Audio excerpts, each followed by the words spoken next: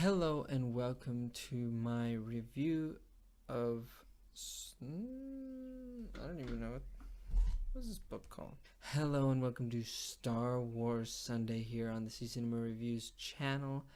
And today I'm going to be reviewing the book from Star Wars Legends called Dawn of the Jedi Into the Void. Now, the reason I'm doing this book is just because I thought that, it'd be a cool thing to see how far back I can go in a novel. And so this novel, it takes place around 25,800 years before the events of episode 4. So that's just general. It's very it's not even Old Republic. It's before that. There is no Republic.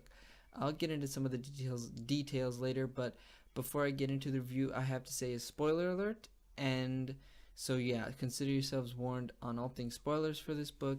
And also, don't be afraid to hit that subscribe button if you enjoy this review. I want to see more reviews of Legends books, or like next week I'm going to be reviewing the new Thrawn book. It just came out like last week. And so yeah, look for that next Sunday. But yeah, with that being said, let's get into it. So, Dawn of the Jedi Into the Void. Like I said before, it takes place 25,000, about 800 years before the events of Episode 4 and Rogue One, I guess you would call it. But this book, I guess I have to give you the setting for it. And the main setting of this book is this system called Tython.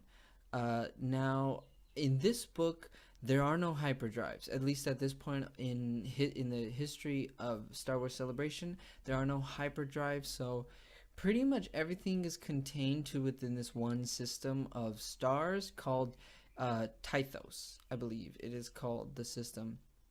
And you have your main planet, or they're kind of like the core planet, if you will, of the Jedi. Now, in this one, they are called the Jedi, and it's pronounced like that rather than Jedi. There's emphasis on that D. So this is like, and one of the things is the main plot of this is that you have this character named Lannery, who is a Jedi, and her brother, who she thought was dead, turns out not to be dead, but he is looking for what they call a hypergate. Now, I assume that this is kind of a pseudo hyperdrive, except it's buried within the planet of Tython, the main planet that the Jedi live on. And so that is the main thing. It's the Jedi, the High Council of the Jedi, have tasked Lannery with finding her brother before he discovers this hypergate that is buried in deep within. They call it the old city of Tython.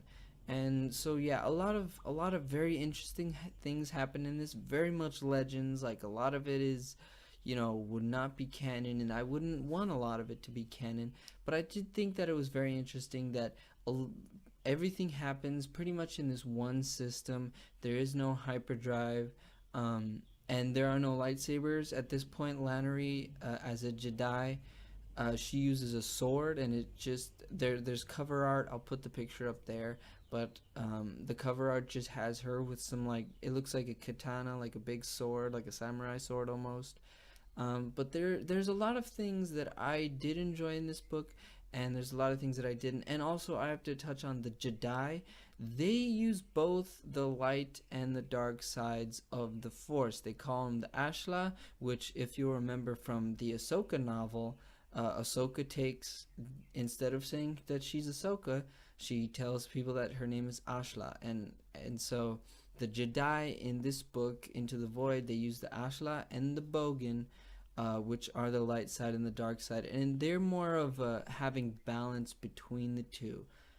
And that's one of the things that I thought that was very cool. Maybe that could come back with, Luke in the Last Jedi. Maybe we could see some things where he takes both the light and the dark. But that is the main thing that I found that was very interesting about the Jedi, is that they use both sides of the Force in balance. So let's talk about the characters in this movie. You have this, your main character is called Lannery, and she's on the cover, I assume, and I'll throw the picture of the cover up there. But she has a sword, and it's not, it's not a lightsaber. It's just like a regular samurai sword. You can see it in the picture up there.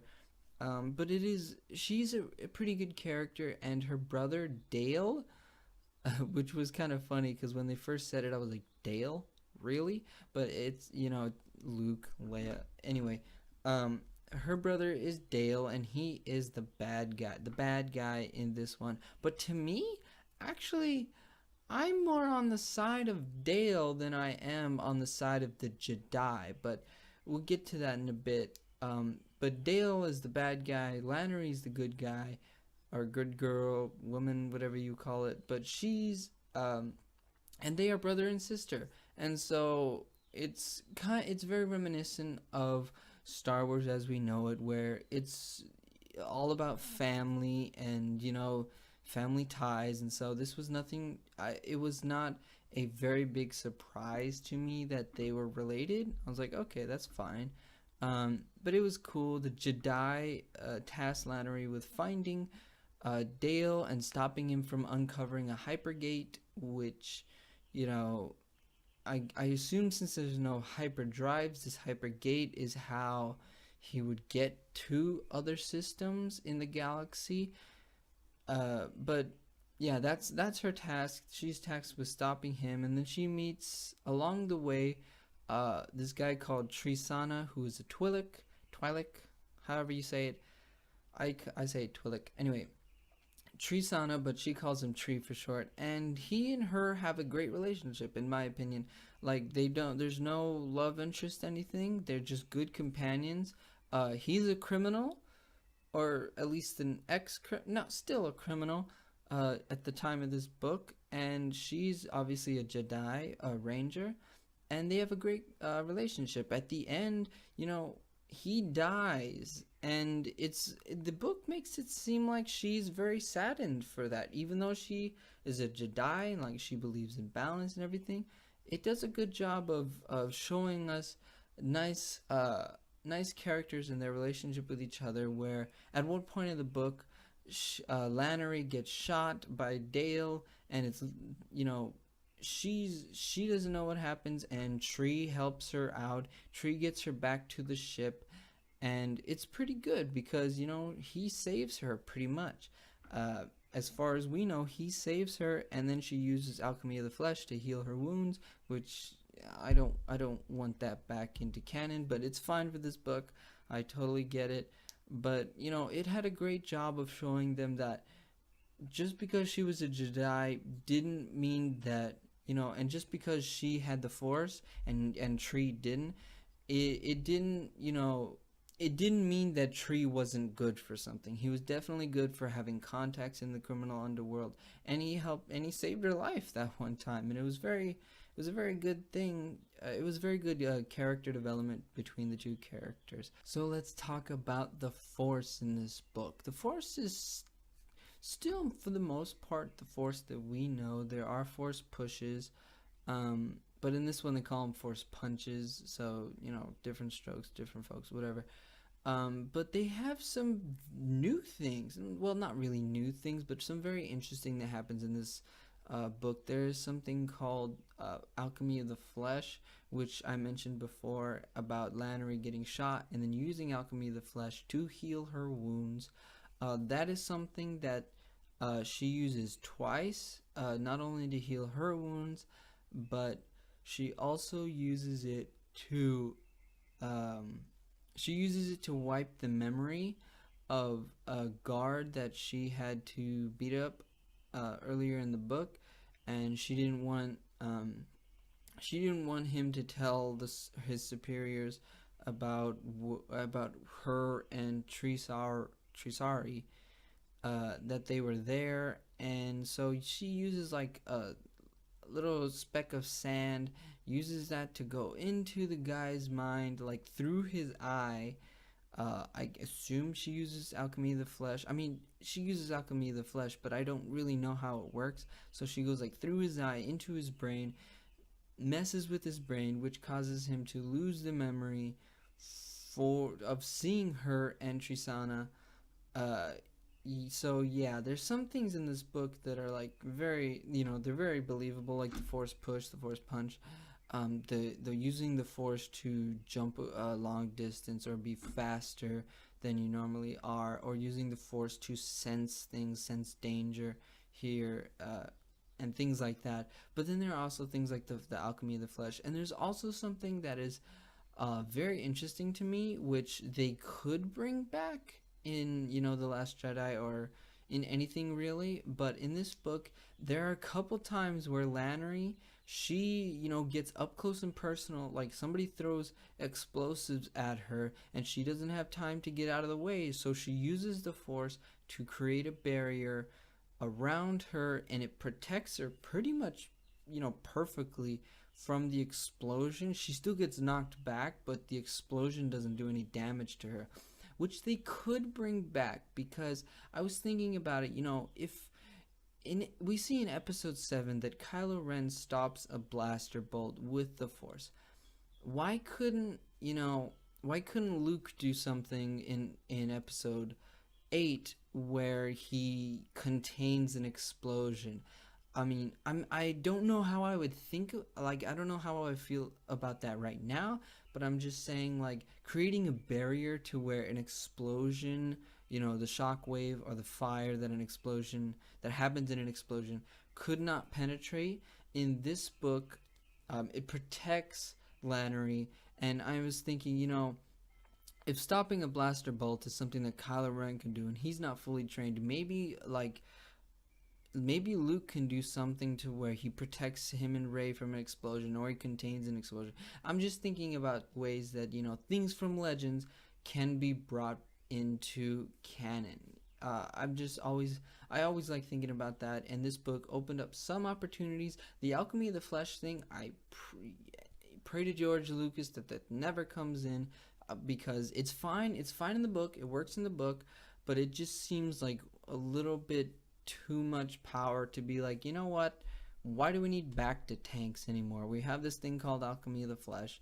So for my verdict on this book, it's kind of hard for me, because on the one hand, I know that a lot of people really like Old Republic stuff and really enjoy things that, happened long before the events of the original trilogy, or even the prequels for that matter.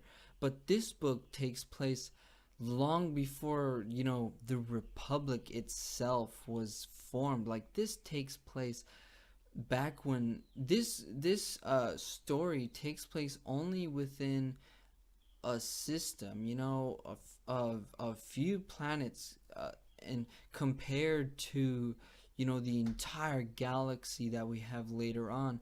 But like, this, for me, I would say, if you've read everything from, I would suggest you read other things like the canon books, and if you want to go into Old Republic, read like the Darth Bane and the Darth Revan books. But like this, if you want to get like as far back as you can, this is literally as far back as you can go in a novel. And so if you want to get, the not the legends, like old school Jedi, like, this is not, the Sith haven't been, they haven't been formed. They're not around. It's Jedi, and they use both the light and the dark side of the Force in balance.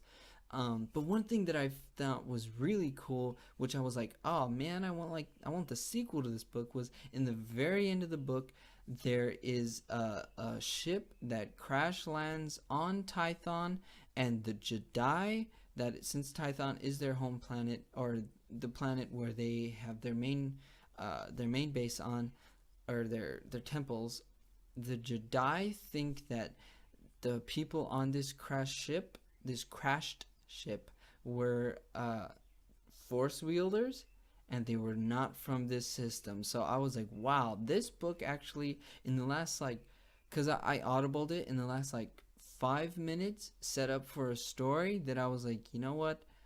I would rather have read or heard that story that they set up in the very end of this book with the outsider force users.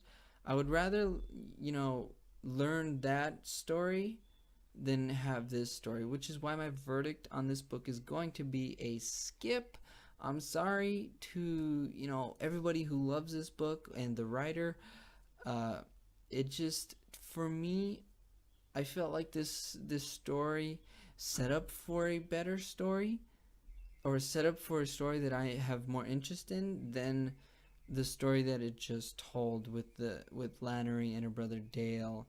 And so yeah, that's why my verdict's gonna be a skip. Sorry, I did enjoy reading the book because I just really enjoy everything that has to do with Star Wars. But as for you, my audience, I don't think you really need to listen or to read this book. Well, there you go. That is my review of the Star Wars novel Dawn of the Jedi Into the Void. Like I said before, this is, you know, this is the book, this is the novel that goes as far back as any novel has ever gone, about 25,800 years before the events of episode 4. So yeah, I just wanted to see the original, or like the farthest back as I could go. I was like, you know what, I'm gonna listen to this, and I enjoyed the book. But like I said, my verdict is a skip. So yeah, that's my review of it. But I want to know what you think. If you've read this book, then I want to know your thoughts on the book and some of the things that they do with the Force and the Jedi, which I think are very interesting.